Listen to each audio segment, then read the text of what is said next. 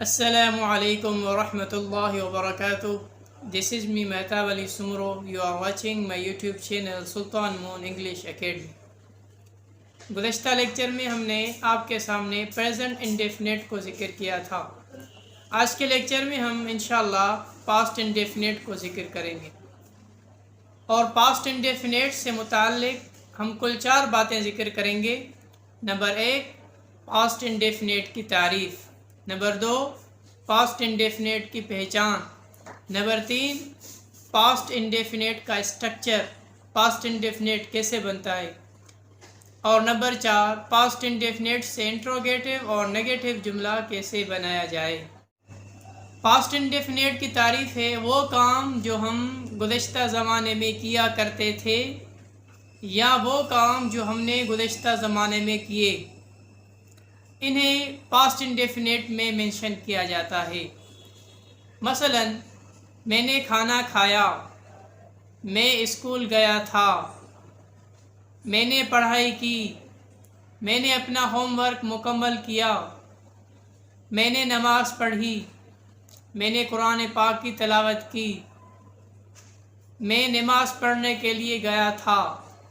تو یہ سارے پاسٹ انڈیفینٹ ہے.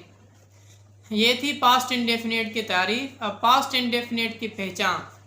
پاسٹ انڈیفینٹ کی پہچان یہ ہے کہ اس کے آخر میں تھا، تھی، تھے اس طرح کے الفاظ آتے ہیں، اور اسی طرح اس کے آخر میں یا کا لفظ بھی آتا ہے.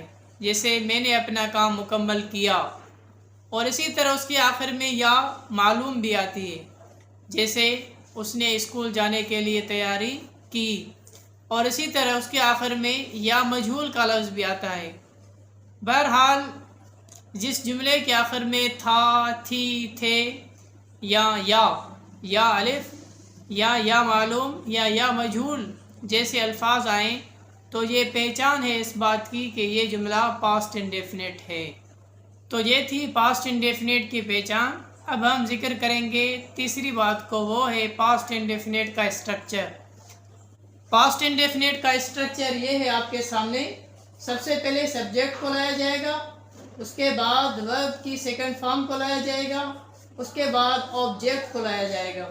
تو یہ آپ دیکھیں، دیکھنے میں ذرا دشواری ہو رہی ہے تو ہم اس کو لاتے ہیں فل اسکرین پر.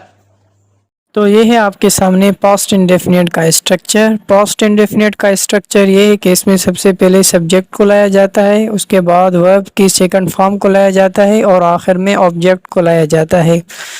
تو پاسٹ انڈیفینٹ بن جاتا ہے. جیسے I recorded a lecture، میں نے ایک لیکچر ریکارڈ کیا.